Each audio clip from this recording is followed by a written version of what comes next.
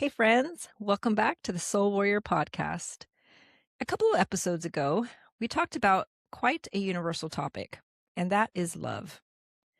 And today, we're going to be talking about something quite equally universal, which is hate.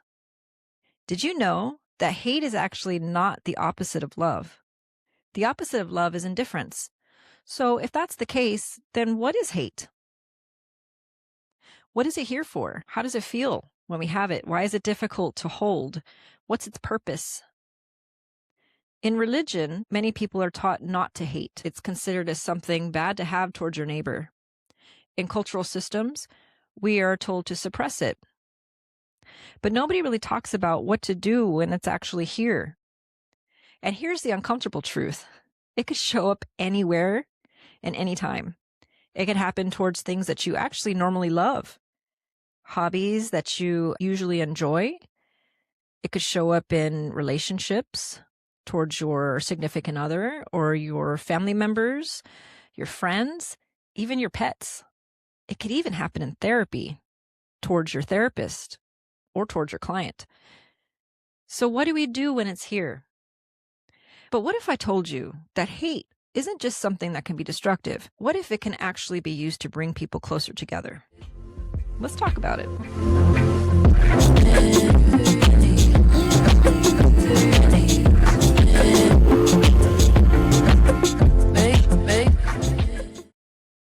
So hate.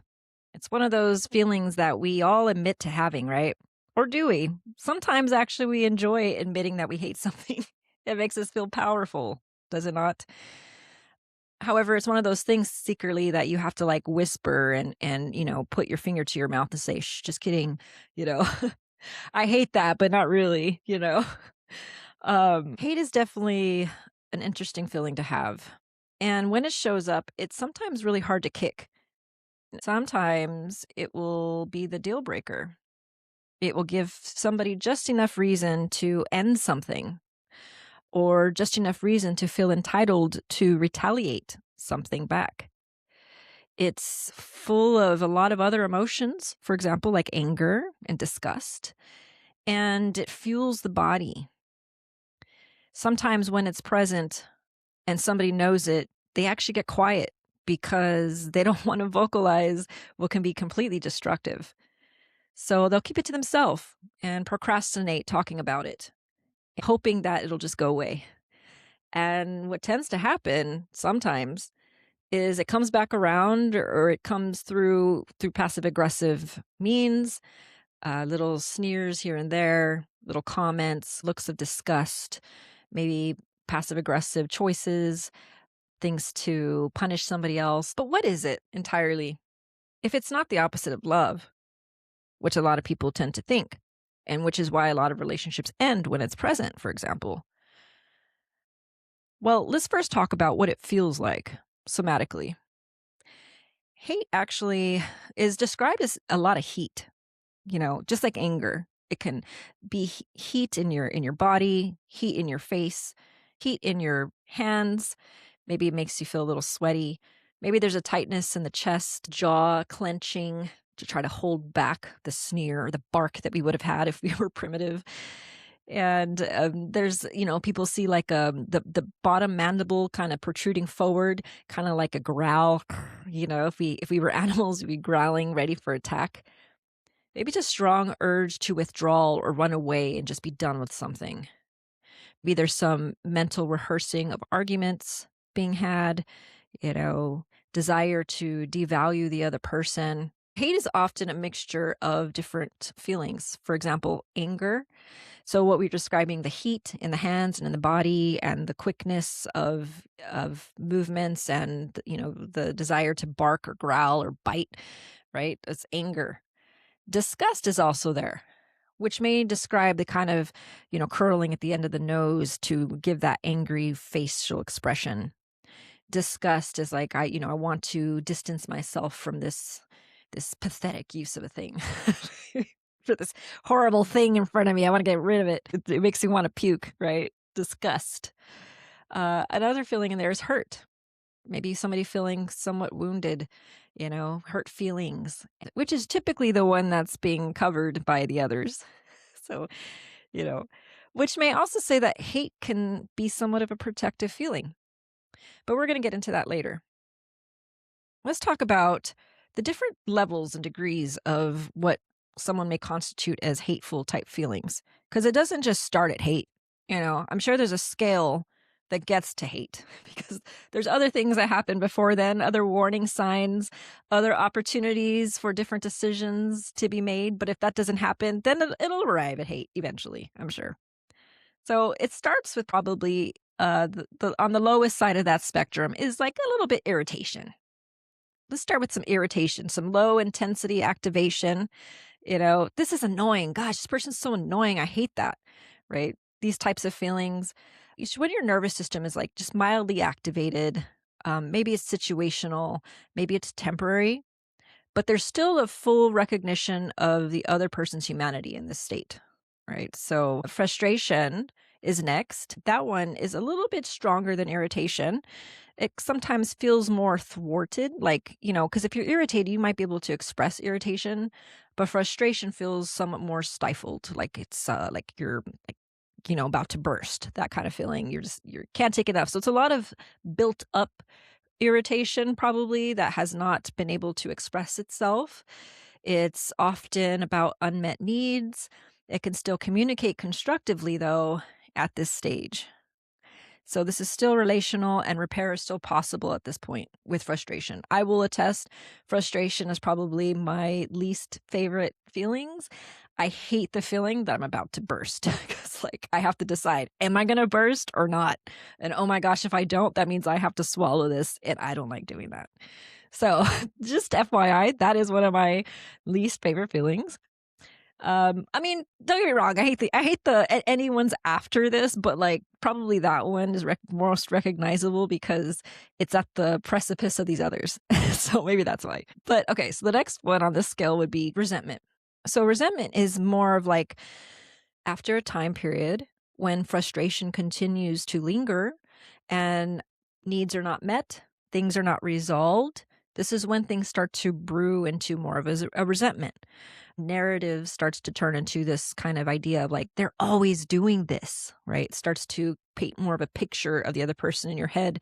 Maybe scorekeeping starts to be had here. Maybe some more comparisons happening here, resentment shifts, things like that. The relationship starts to shift from momentary annoyances to more of character judgment, which is more of the light starts to blink a little bit red here, a little bit more of a red flag here. Resentment, if left unaddressed, that can slowly turn into what's called contempt.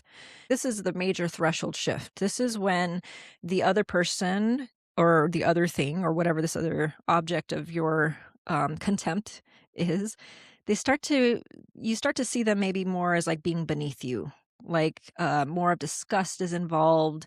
There's more eye rolling, dismissals of emotions, lack of empathy maybe starts to happen here. Humanity starts to thin here. We start to not really have a lot of respect for the other person.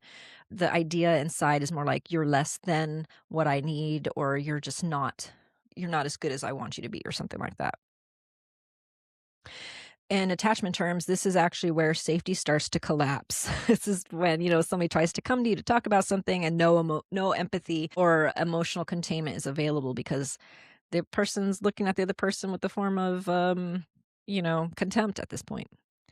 So the next on the scale is, our topic of this podcast today, which is hate.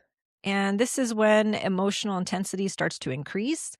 There's more of a desire for distancing, more of a desire to maybe punish somebody or, teach them a lesson or something like that. The person experienced as threatening or intolerable. And there may be fantasies of retaliation at this point, you know?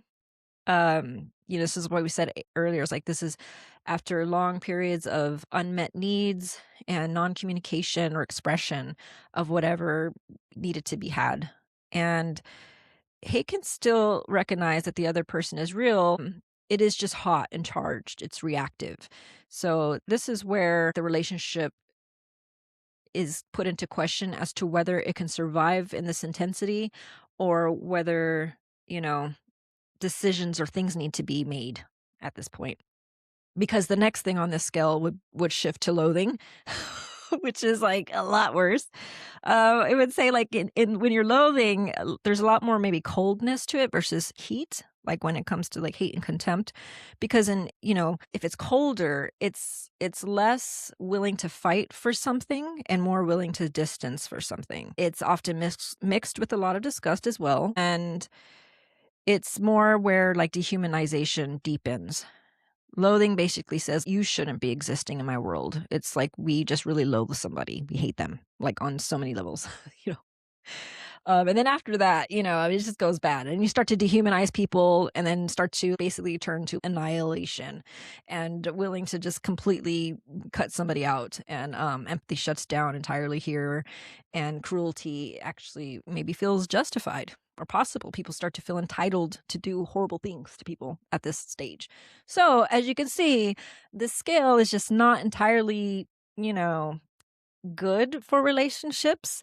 On the other hand, it can be a somewhat of like a skill that lets people know, like, warning signs where you're at and what maybe needs to happen. And that brings me to my next topic, which is regarding hate in therapy.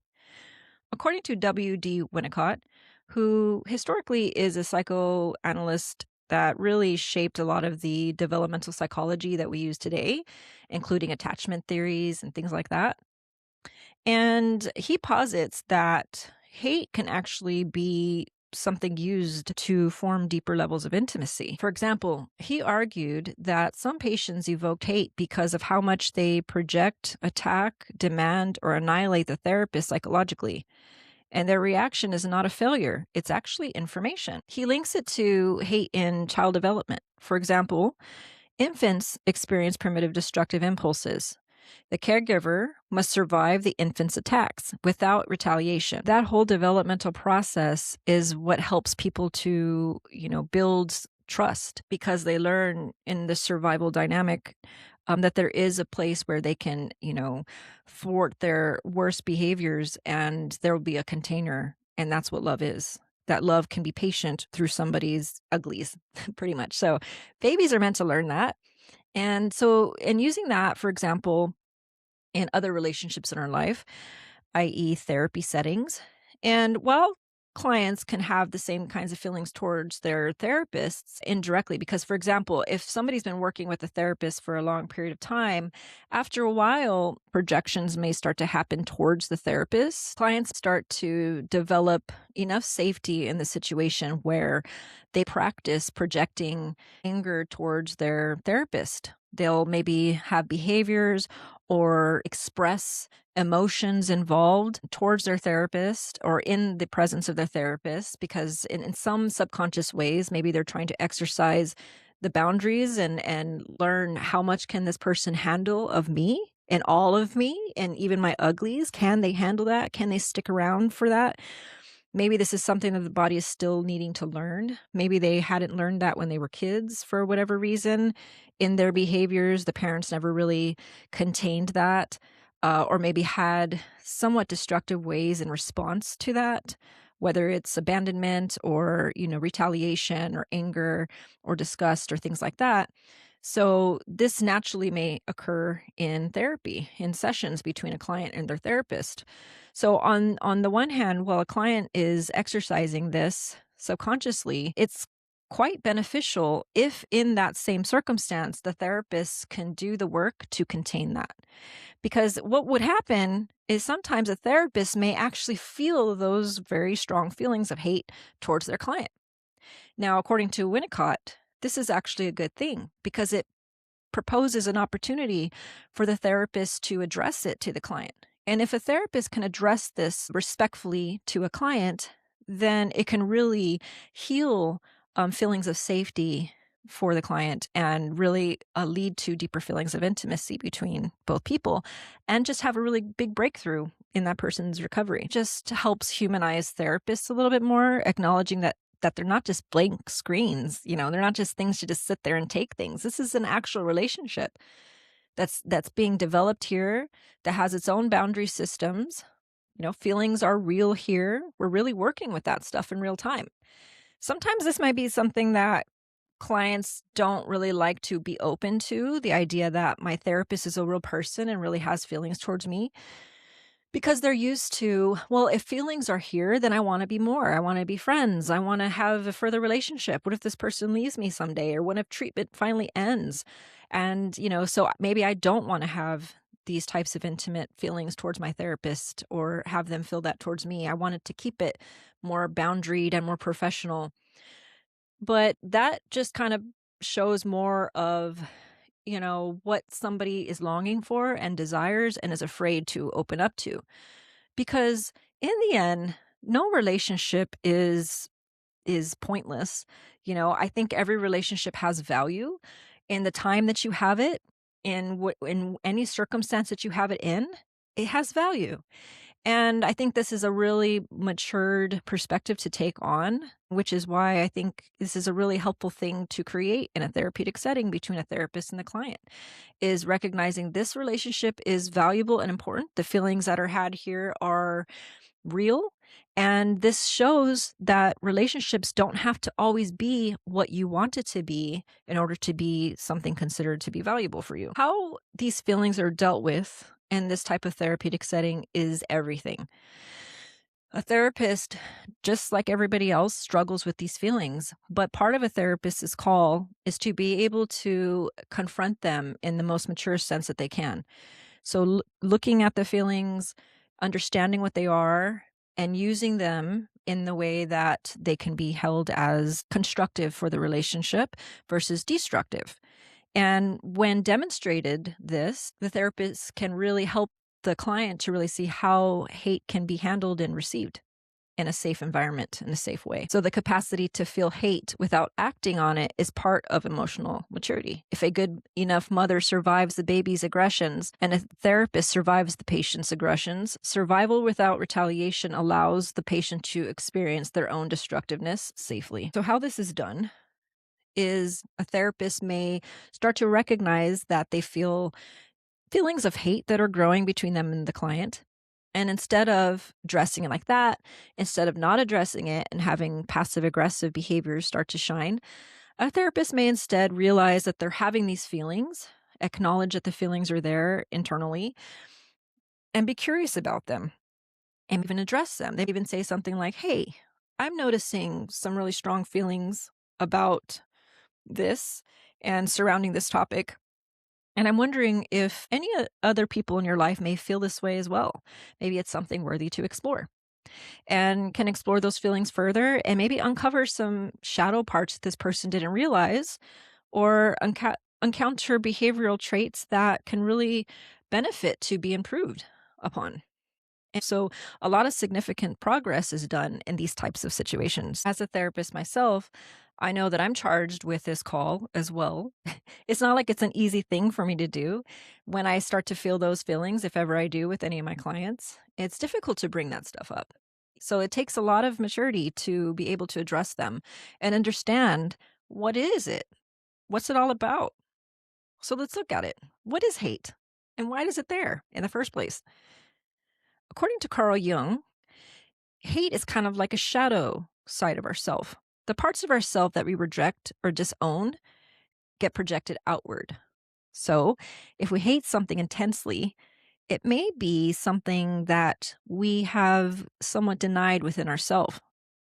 So, some questions to ask, for example, are, what part of me does this resemble? What value of mine feels threatened? What need of mine isn't being met? It's important to recognize that hate is saying something. What is it saying? It's saying things like, I need respect. I need safety. I need to matter. I need autonomy. So typically in hate, it's accompanied with anger, which is the feeling that happens when somebody's not getting what they want to have happen. Anger is somewhat of a protest emotion. It's, if something's not going the way that I want it to, if something's not going smoothly, then I'm going to feel my body get hot and I'm going to start getting angry.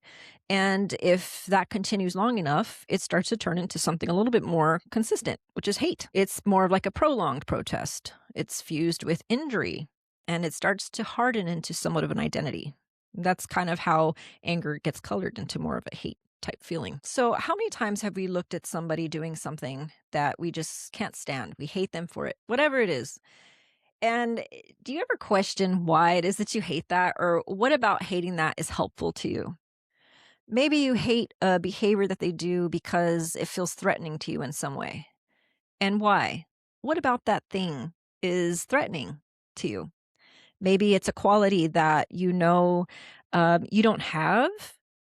So maybe there's like, I have to hate this person. They've instantly become my nemesis because they're a threat to me. They're a threat to doing something that I am not as good at. And so I need to hate that person. Fuck them. you know, um, but, the other times, maybe you hate something in somebody that they are doing some kind of behavior that you resent or that really detest. And why? I mean, because maybe in somewhere down your line of living and development, you've learned that doing those things is no good. Bragging about oneself, for example, is not a good thing. It hurts. It can affect other people around you and create animosity towards people. And why? I mean, why? Why would somebody just sit there and brag about themselves all the time? I don't know, just kidding. Or is that just my way to slip that in? Just kidding. All right. Uh, I mean, some other forms of hate. Like, what are some other things? Like, somebody who sits on their ass all day while another person cleans up the house, or does a lot more with their job, or while the other person just sits around and milks the system. Why do we hate that? Because the person is allowing themselves time to just sit around and do nothing while everybody else has to work. But also, we're not the ones allowing that for ourselves. So is it that we hate that person, or is it we hate them because they're doing the thing that we have hated about ourselves and have told ourselves is no good? Maybe we hate somebody's laugh, or maybe we hate somebody who's inconsiderate and selfish and hates other people. And why do we hate that person? How dare they? We're supposed to be good citizens to everybody else. You're not supposed to be selfish. How dare you? That doesn't help the rest of society. We are all told to hate that. Forget that. The person who doesn't want to be a part of family. Oh, I hate that guy. Hate him. Fuck him for not wanting to be a part of our family because I have to be here. Like, what? My parents told me I have to be here. So that guy's a bad guy. I hate him, you know? Or sometimes we hate people because they don't really make room for us or care about our feelings. So we end up hating them for that. And then they walk around all happy and chipper, getting to live their best self while we're sitting here trying to gain some affection and support. And then they don't do that. Well, I'm going to hate them because they did not show up for me. So what is all of this? We hate people's behaviors because they aren't the things that we would have done. We don't not the things that we would have expected or have been told to expect from other people. So we think they're bad things. We hate when people maybe act in ways that make us jealous because there are threats and they can take over, or they can, somehow, I don't know, gain favor in the people that you want actually to be gaining favor in. So they're like a threat. We hate them for that. I don't know. What are some other reasons that you end up hating people? Think about it. Who do you hate today? And why do you hate it?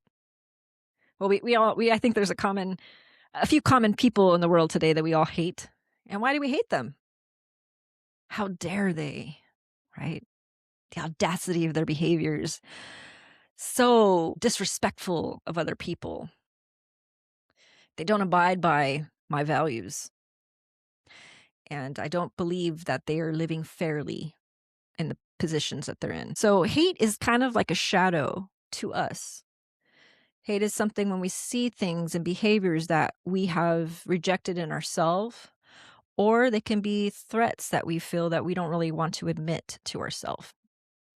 In religion, like the Bible, for example, there's a lot of preaching about not hating others. Hate is bad. Don't hate your neighbor. Even Jesus said it. Hate is seen as something negative to have, to wear. Even in Buddhist things, it's all about like loving others as yourself. In psychology, it's more like, okay, you're going to have hate. So it's just a part of being human. So now what? Which is actually the question. Why would the Bible tell us not to hate, but not tell us what to do with it? It's like, all it does is point the way. It doesn't like tell us how to get there. It's like, "I'll figure it out on your own. Good luck."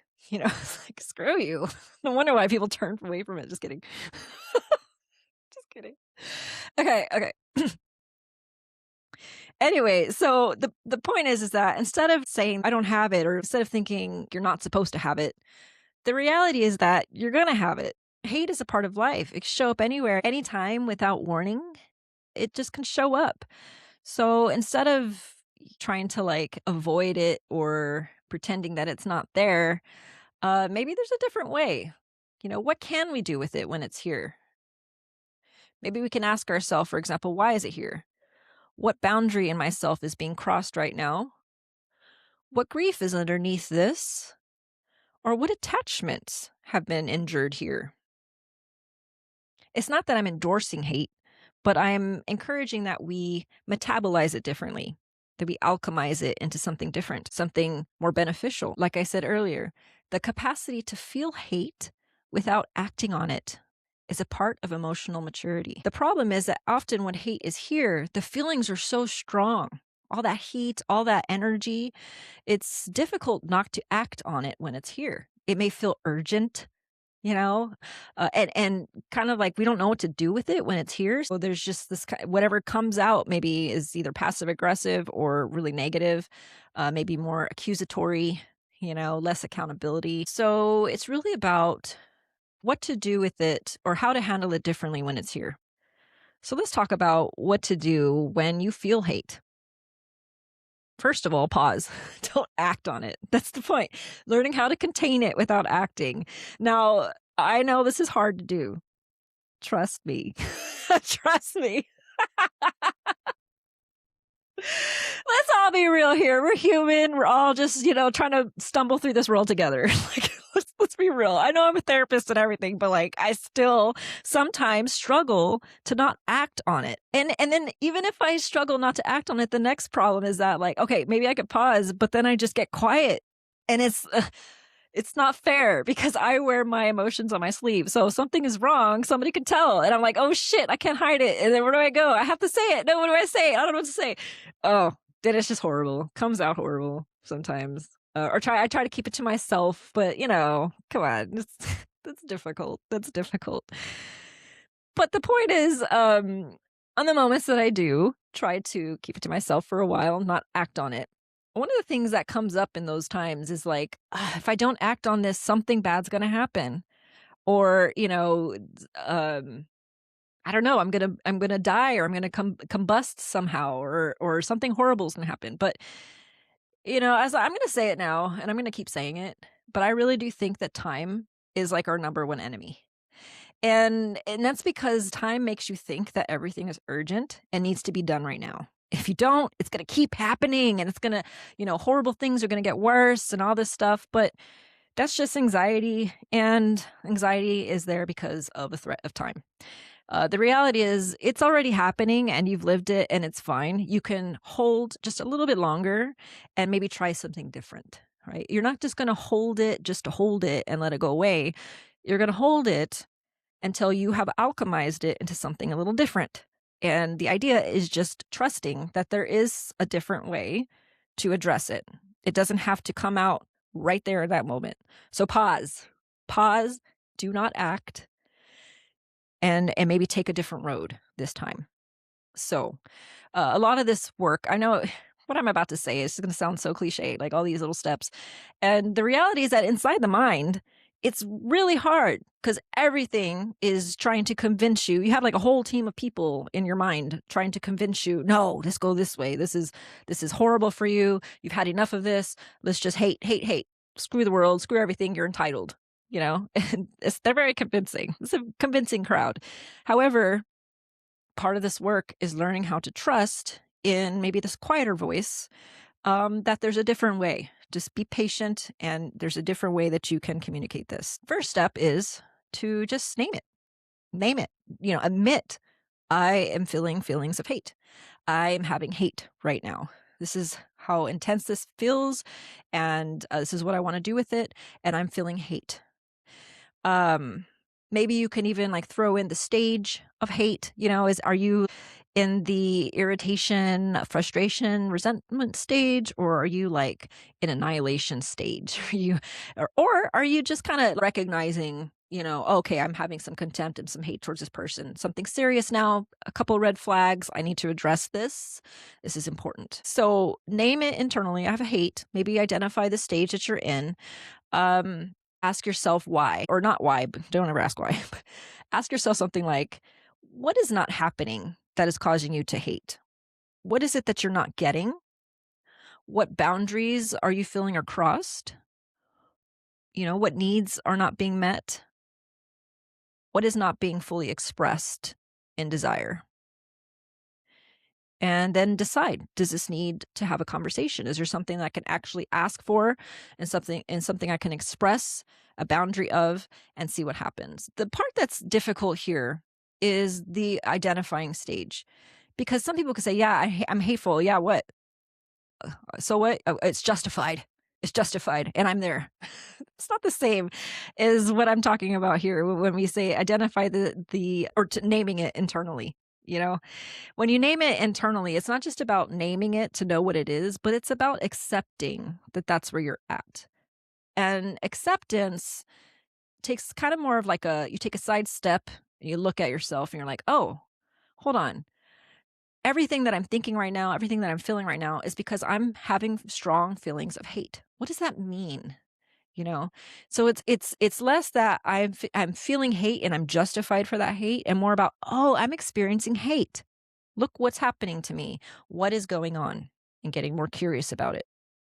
Because, like I said, hate is more of a signal. You can use it as information. What is that information trying to tell you? What actually needs to be communicated? Hate wants to come out like a gun and just go straight in. Because like I said, we don't got enough time, right? But when we realize we do have time, maybe something different can happen here. But hate is really strong. Like it may say, no, hate's here because I don't want things to mend at this point. So it's a level of intensity. So no wonder we need to really address some things that maybe aren't being fully addressed yet. And when you're confronting something about that, it leads to a deeper level of intimacy, because you're really opening up to somebody and you're really calling them to it. You're not attacking them. That's something completely different. If you were attacking them, that's more destructive. But if you're confronting them about something, you're talking about boundaries being crossed. This is what intimacy is all about. It says, I'm noticing that I'm holding a level of resentment, and I don't want it to turn into distance between us. That's what this is saying instead. So again, the opposite of love isn't hate. It's indifference. Hate often means something mattered. If you didn't care, you wouldn't feel it. So use hate as a signal. Confront the situation. Confront it with a level of intimacy, not destruction, not attack. Learn to contain those feelings and learn to translate what the need is. And sometimes when doing this, instead of avoiding it, is some of the biggest breakthroughs you'll ever have. That's all I have today. I hope you enjoyed that. Take care. Peace and love. Thank you for being here with me today. If this episode resonated, feel free to share it with someone else who's exploring mindfulness, presence, or self-discovery. I'd truly love to hear what came up for you. Reflections, questions, or even topics you'd like me to explore next. And remember, mindfulness isn't about achieving some perfectly calm state. It's about noticing what's happening internally and externally, even when it feels messy or uncomfortable. If you'd like to go deeper, check out my latest blog. Mindfulness does not equal calm. Until next time, take good care of yourself and stay present.